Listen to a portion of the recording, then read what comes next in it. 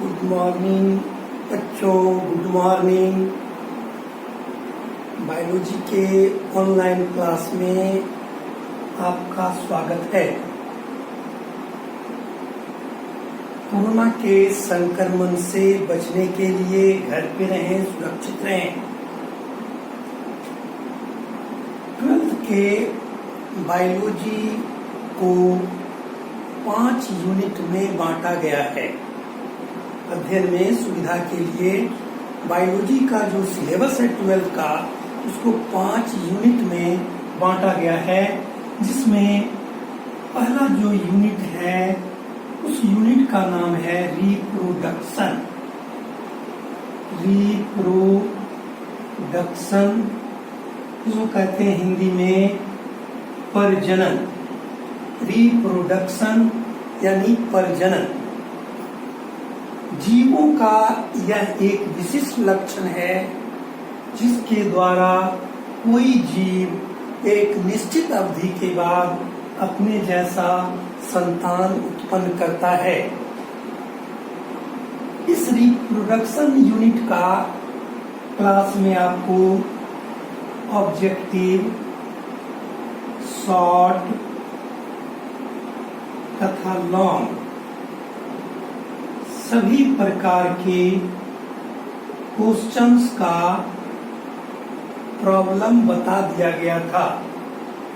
साथ ही साथ पिछले 10 साल में इस चैप्टर से पूछे गए क्वेश्चंस और उसका आंसर आपको व्हाट्सएप पर भी भेज दी गई है।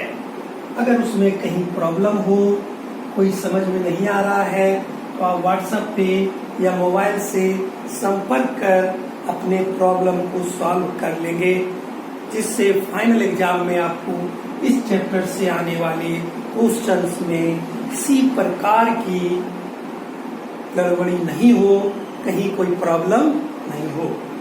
तो रिप्रोडक्शन के बाद बायो का जो दूसरा चैप्टर है उसका नाम है जेनेटिक्स। दूसरा जो इम्पोर्टेंट चैप्टर है यूनिट 2 है, उसका नाम है जेनेटिक्स।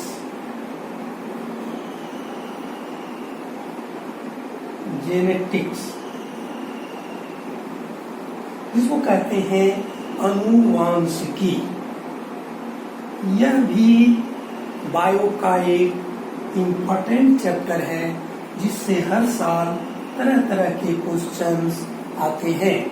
अतः इस चैप्टर को भी उसी तरह से समझ के पढ़ना है एवं सारे छोटे छोटे पहलुओं पर, पॉइंट्स पर ध्यान देना है। अब जेनेटिक्स है क्या? अब सामान्यतः हम देखते हैं कि कोई जीव प्रजनन करता है, क्योंकि प्रजनन जीवों का प्रमुख लक्षण है। ये जीव संतान उत्पन्न करते हैं अपने जैसे या कभी कभी अपने से थोड़ा भिन्न, कभी कभी अपने जैसे और कभी कभार अपने से थोड़ा भिन्न। तो अनुवांशिकी जीव विज्ञान की वो शाखा है जिसमें हम 2 चीजों का अध्ययन करते हैं। पहला अध्ययन करते हैं अनुवांशिकता। पहला जो अध्ययन करते हैं वो क्या करते हैं? अनुवांशिकता। इसको कहते हैं हेरिडिटी।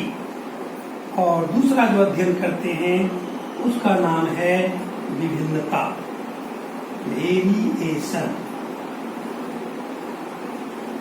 अर्थात अनुवांशिकता और विभिन्नता के सम्मिलित अध्ययन को कहते हैं जेनेटिक्स। यानी जेनेटिक्स विज्ञान की वो शाखा है जिसमें अनुवांशिकता का तथा विभिन्नता का अध्ययन किया जाता है। तो प्रॉब्लम अब यहाँ देखिए, ये जो जेनेटिक्स है, जेनेटिक्स शब्द का नामांकरण सबसे पहले वाटेसन ने 1906 ईस्वी में किया था। जेनेटिक शब्द का नामकरण बार्टेसन ने 1906 ईस्वी में किया था, जबकि जेनेटिक्स का प्रायोगिक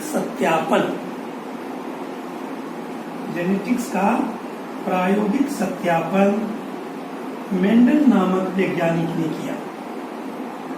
इसने केवल नामकरण किया, कैसे विभिन्नताएं होती है, कैसे गुण जाता है, कितना जाता है, कौन ले जाता है, इसका प्रायोगिक सत्यापन किसने किया था? मेंडल ने किया था। इसीलिए मेंडल को कहा जाता है father of genetics. Father of genetics.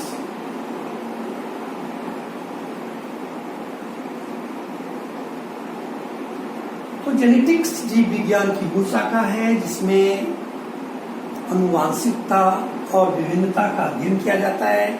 इसका नामकरण बार्टेसन ने किया, जबकि इसका प्रायोगिक सत्यापन मेंडल ने किया था। अतः मेंडल को फादर ऑफ जेनेटिक्स कहते हैं।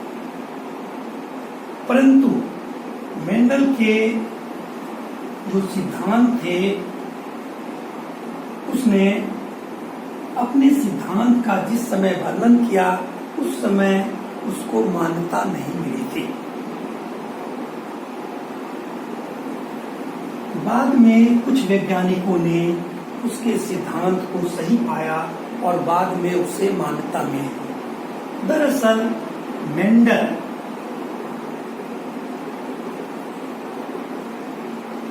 मेंडल एक पादरी थे, मॉन्क थे। मॉन्क जो कहते हैं पादरी, गिरजाघर में रहने वाले वो पादरी कहते हैं, वो वहाँ पूजा पाठ कराते हैं। जैसे मंदिर मस्जिद में पंडित जी होते हैं, उसी तरह से मॉन्क वहाँ पादरी होते हैं। ये पादरी तो मेंडल क्या थे? ओरिजिनल एक पादरी थे और उस चर्च में जहाँ वो रहते थे वहाँ हो सकता है कुछ खाली स्थान हो। इस स्थान में उन्होंने प्रयोग प्रारंभ किया एक पौधे पर जिसका नाम था मटर। इसी को कहते हैं स्वीट पी और गार्डन पी। इसी को कहते हैं गार्डन पी।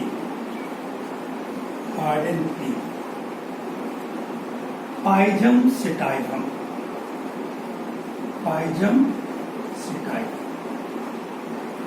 तो मेंडल ने अपना जो प्रयोग प्रारंभ किया था वो मटर पे किया, क्योंकि तो पादरी थे, चर्च में पूरी जगह होगी जहाँ उसने मटर को लगाया और अपने सिद्धांत का वर्णन, उसने जो सिद्धांत प्राप्त किया उस सिद्धांत का वर्णन 1866 ईस्वी में प्रस्तुत की। मेंडल यानी अपने प्रयोग का जो निष्कर्ष निकला वो अपने निष्कर्ष को एक समिति के सामने वर्णन किया 1866 में। लेकिन दुर्भाग्यवश उस समय उसके सिद्धांत को कोई मान्यता नहीं दी गई, या कह सकते हैं उस पर कोई विशेष ध्यान नहीं दिया। सारे सिस्टम समाप्त हुए, लेकिन उनका सिद्धांत जिंदा था। जब उस समय उस कॉन्फ्रेंस में 3 विभिन्न देशों के वैज्ञानिक भी पहुंचे हुए थे, जो अपने अपने देश में जाकर मेंडल के प्रयोग को दोबारा करके देखना चाहा कि क्या मेंडल ने जो कहा वो सही है। उसमें पहला वैज्ञानिक थे जिसका नाम था हुगो डी विलीज।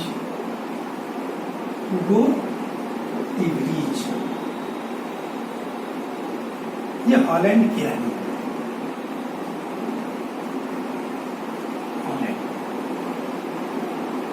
दूसरा जो वैज्ञानिक थे उसका नाम था कॉरेंस। ये जर्मन के रहने वाले थे।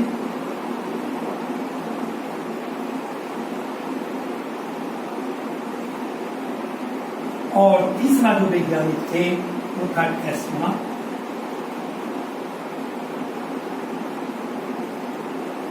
ये जो रहने वाले थे ऑस्ट्रिया के रहने वाले। जब ये तीनों वैज्ञानिक मेंडल जो प्रयोग बताया था, जो निष्कर्ष दिया था, जब अपने अपने जाके देश में इसको जाके किए देखा, तो मेंडल ने जो प्रयोग दिया था, जो निष्कर्ष निकाला था, वो 100% सही है। 100% सही है। तब तक दुर्भाग्य था कि मेंडल तो इस प्रकार जब तीनों वैज्ञानिक ने मेंडल के नियमों से पूर्ण रूप से आश्वस्त हो गए, उसके उपरांत 1900 ईस्वी में मेंडल के द्वारा दिए गए सिद्धांत को पूर्ण मान्यता मिली, जिसे आनुवांशिकता का सिद्धांत कहा जाता है। प्रिंसिपल्स ऑफ हेरिडिटी, आनुवांशिकता का सिद्धांत कहते हैं। अब यहाँ सबसे जो महत्वपूर्ण बात है वो ये है कि मेंडल ने अपने प्रयोग के लिए मटर के पौधे को ही क्यों चुना। वो पादरी थे, गिरजाघर में रहते थे, उसके बागीचे में तरह तरह के फूल फल के पौधे होंगे, फिर भी मेंडल ने मटर के पौधे को ही क्यों चुना। तो इसके कई कारण माने जाते हैं और ऐसा एक क्वेश्चन भी आता है फाइनल एग्जाम में कि मेंडल ने अपने प्रयोग के लिए मटर के पौधे क्यों चुना। तो इसके कई कारण हैं। इसमें पहला कारण यह है कि मेंडल ने जो मटर के पौधे चुने, तो मटर के पौधे को उगाना आसान है, easy to grow, easy to grow. मटर के पौधे को उगाना आसान है, जगह कम लेता है, छोटे जगहों में उग सकता है। दूसरी बात, मटर के पौधे वार्षिक होते हैं, एनुअल। मटर के पौधे क्या होते हैं? एनुअल होते हैं, वार्षिक होते हैं, जिसका रिजल्ट हमको 3 से 4 महीने में प्राप्त हो जाता है। फूल फल 3 से 4 महीने में हम देखने लगते हैं कैसा फूल हुआ, कैसा फल हुआ। तो ये पहला कारण था, इजी टू ग्रो, और दूसरा एनुअल, वार्षिक, जीवन चक्र छोटा होता है। तीसरा ये है कि इसके पौधे जो होते हैं, इसमें जो पुष्प लगते हैं, इसके फ्लावर्स कैसे होते हैं? बाइसेक्सुअल, द्विलिंगी। इसके जो पुष्प होते हैं वो कैसे होते हैं? द्विलिंगी होते हैं, अर्थात एक ही पुष्प में पुमंग और जायांग, जिसको कहते हैं एंड्रोसियम और गाइनोसियम, दोनों पाया जाता है। अगर उसको छोड़ देते हैं तो सेल्फ पॉलिनेशन हो जाता है, और अगर हम चाहें तो उसमें क्रॉस पॉलिनेशन अपनी इच्छा के अनुसार करा सकते हैं। ये तीसरा सबसे बड़ा गुण है मटर के पौधों का। चौथी बात है, इसमें लार्ज ऑफ स्प्रिंग होते हैं, सीड की संख्या बहुत अधिक बनती है, numerous seed, numerous seeds, product बहुत अधिक होते हैं, कम समय में भी ज्यादा से ज्यादा हमको उत्पादन मिलता है। इसके ये कारण होते हैं। और इसके बाद इसमें कई जोड़े और भी कैरेक्टर्स पाए जाते हैं, जिसमें इम्पोर्टेंट जो है वो 7 जोड़ा इम्पोर्टेंट कैरेक्टर माना जाता है। ठीक है, इसमें क्या होते हैं? 7 पेयर्स, 7 जोड़ा कैरेक्टर पाया जाता है, जिसको कहते हैं कंट्रास्टिंग, कंट्रास्टिंग कैरेक्टर। यानी वैसा लक्षण जो बाहर से स्पष्ट है। 2 तरह के लक्षण होते हैं, कुछ होते हैं भीतरी लक्षण, बाहर से पता नहीं चलता है, और कुछ बाहर से पता चलता है। तो मटर में 7 जोड़े बाह्य लक्षण पाए जाते हैं, जिसे सफलता का रहस्य माना जाता है।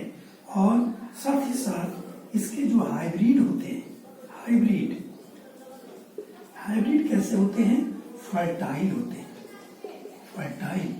सामान्यतः ऐसा देखा जाता है कि हाइब्रिड में फर्टिलिटी नहीं होती है, हाइब्रिड पुनः प्रजनन नहीं कर सकता है, लेकिन ऐसा सौभाग्य था मेंडल का कि उसने मटर को चुना, और मटर के हाइब्रिड में प्रजनन की क्षमता थी, जिसके कारण उसको दूसरी तीसरी पीढ़ी के अध्ययन का मौका मिला। तो अब आप देखेंगे 7 जुड़े कौन कौन से प्रमुख लक्षण हैं मटर में, जिसको कंट्रास्टिंग लक्षण कहा जाता है।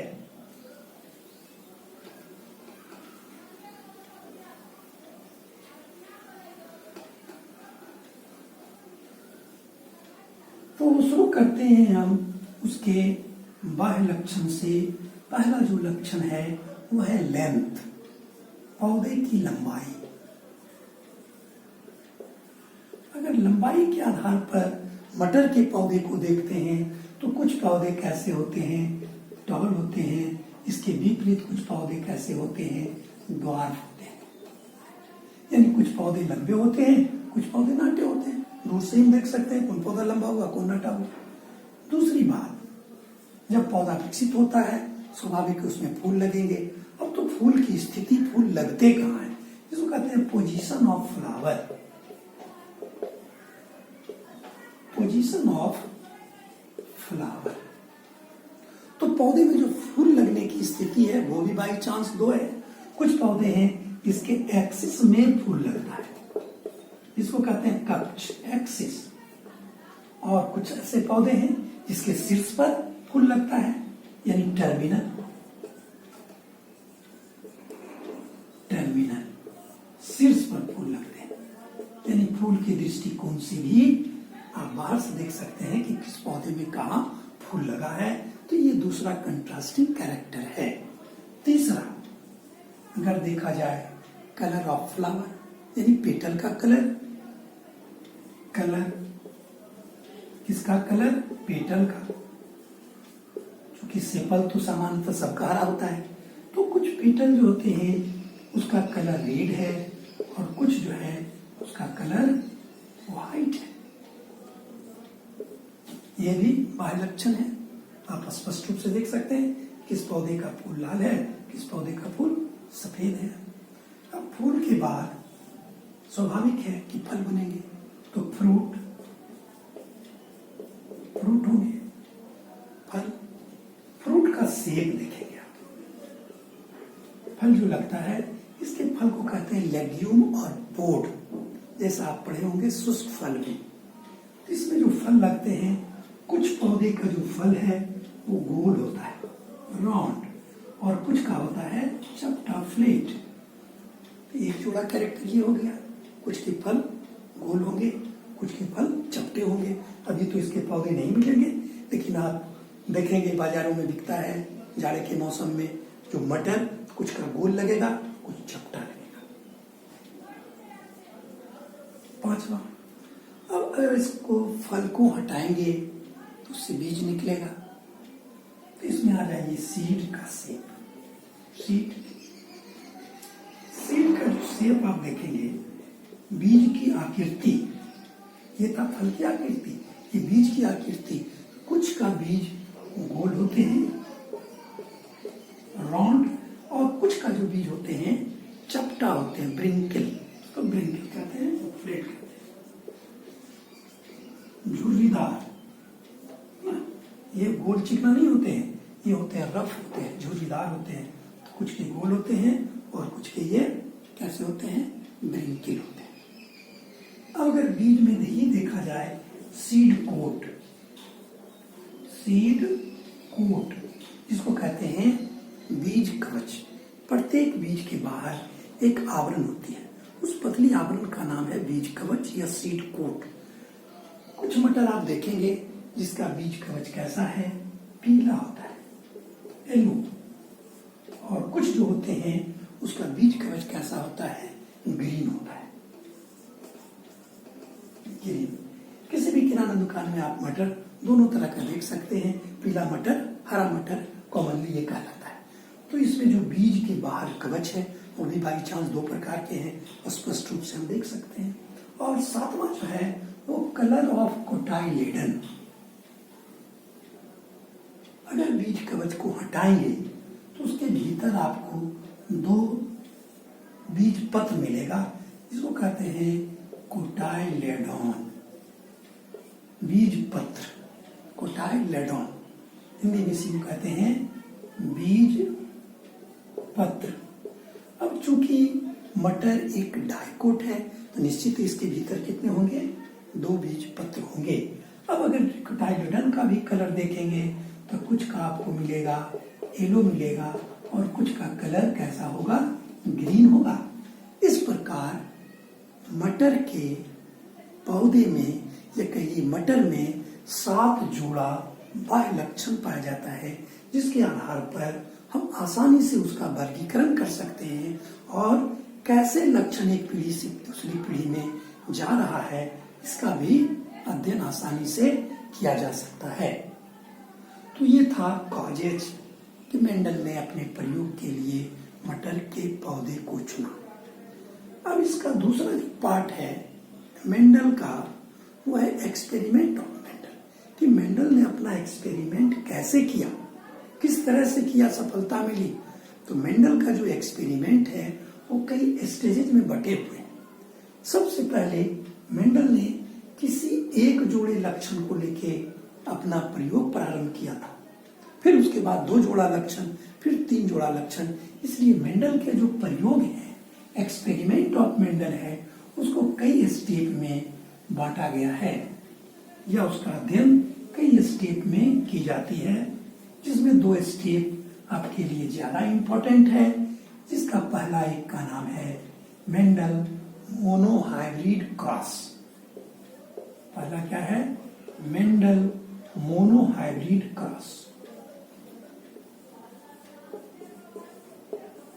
मेंडल मोनोहाइब्रिड क्रॉस,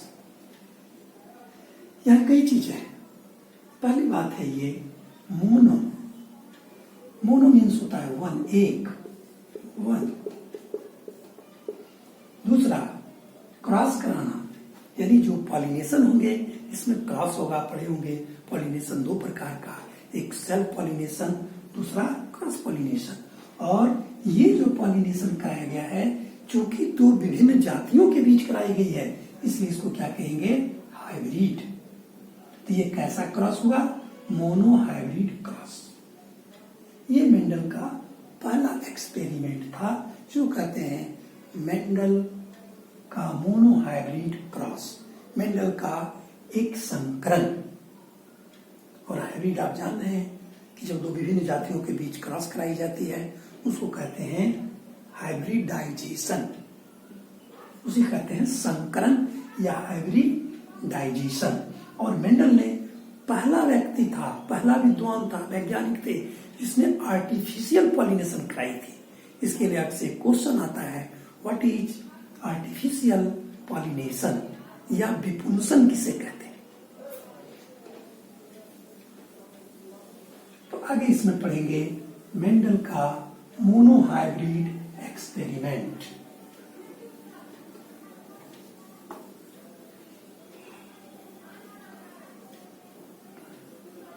इसमें कोई प्रॉब्लम हो सकता है, उसको आप कलेक्ट करेंगे, फिर बाद में इस पे बातें होगी डिटेल्स में।